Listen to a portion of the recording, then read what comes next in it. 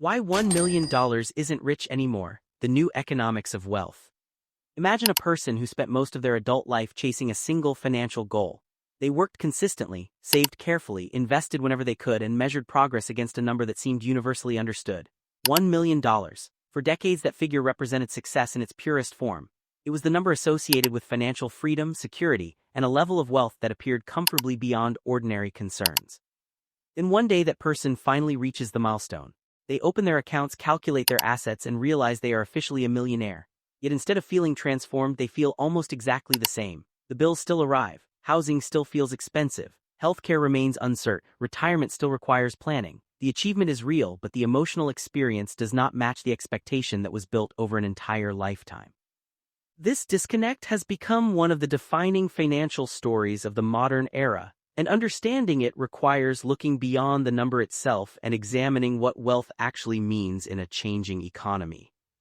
For most people, money is never just money. Numbers carry stories, they carry cultural meaning. $1 million became powerful not simply because of its size, but because generations treated it as a symbol. Movies, television, newspapers, and financial advice all reinforced the same idea. Becoming a millionaire meant crossing a line that separated ordinary financial life from extraordinary financial success. The number was memorable, easy to visualize, and psychologically satisfying. Human beings naturally create milestones because they simplify complexity. Wealth is difficult to measure. Financial freedom looks different for every individual. A single target provides clarity. The problem begins when the symbol survives longer than the economic conditions that originally gave it meaning. To understand why this happened, it helps to think about money as a measuring tool rather than an object. If someone uses a ruler that changes length every year, comparing measurements across decades becomes difficult. Currency works in a similar way. The value printed on a dollar bill remains the same, but the purchasing power behind that dollar changes continuously. Inflation is often discussed as a technical economic concept, yet its real impact is remarkably simple. It changes what money can buy. When prices rise over long periods of time, the same numerical amount represents a smaller quantity of goods, services, and opportunities. $1 million today and $1 million 40 years ago may share the same number of digits, but they do not represent the same economic reality. This is where the first major misunderstanding emerges. People often compare financial milestones across generations without adjusting for purchasing power. Someone hearing about a millionaire in the 1970s or 1980s might imagine the same level of wealth associated with a millionaire today, but the comparison is incomplete. The economy has changed dramatically. Housing prices have increased, healthcare costs have increased, education costs have increased, everyday expenses have evolved. Even when wages have risen, many major assets have grown faster. As a result, the amount of wealth required to achieve a particular lifestyle has steadily moved upward, while the cultural meaning of $1 million has remained largely frozen in place. The psychological consequences of this shift are significant because human expectations tend to move more slowly than economic conditions. People inherit financial beliefs from previous generations. They absorb assumptions from family members who grew up in different environments. They hear stories about what certain amounts of money once represented. These narratives become part of their internal definition of success. The result is that many individuals spend years pursuing a target that was designed for a different economic era. When they finally reach it, reality collides with expectation. The disappointment is not necessarily caused by insufficient wealth. It is often caused by outdated assumptions about what that wealth should feel like. There is another layer to this story that goes beyond inflation. Over the last several decades, asset prices have expanded dramatically. Homes, investment portfolios, and other forms of wealth have appreciated in value, creating a situation where many people become millionaires largely through asset ownership rather than extraordinary income. Consider someone who purchased a house many years ago and consistently contributed to retirement accounts. Over time, rising property values and long-term investment growth may push their net worth beyond $1 million. On paper, they are a millionaire. In practice, much of that wealth may be tied up in assets that are not easily converted into spending money. This distinction between net worth and cash flow is critical because lifestyle depends less on total wealth and more on accessible resources. The mathematics behind this difference is surprisingly important. Imagine two individuals with identical net worths of $1 million.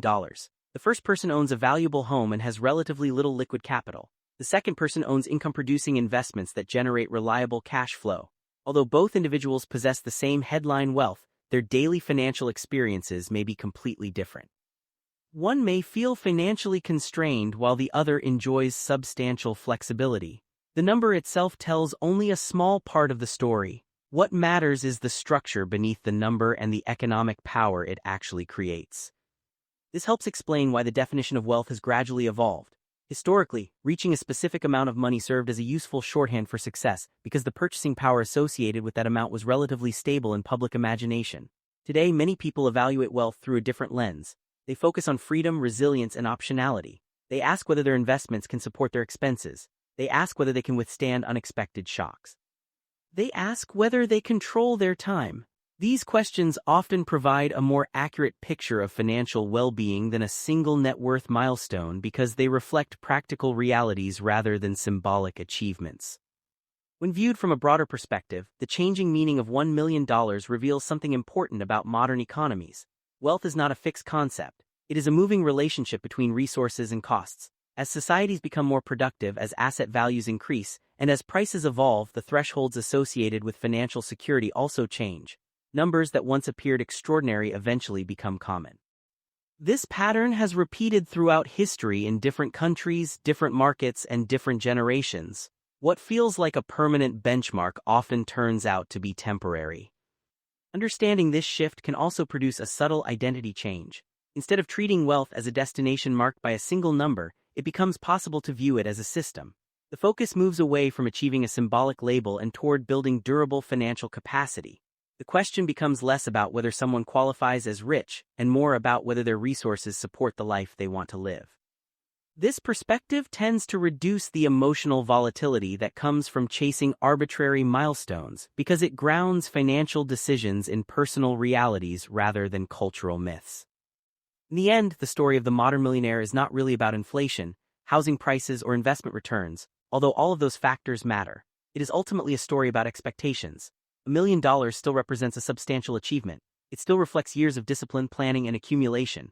Yet the economic meaning attached to that number has changed. The world that originally created the millionaire ideal no longer exists in exactly the same form.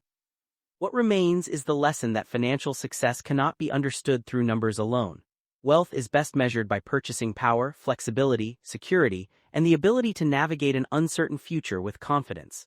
The number stayed the same, but the economy moved forward, and recognizing that difference may be one of the most useful financial insights a person can develop.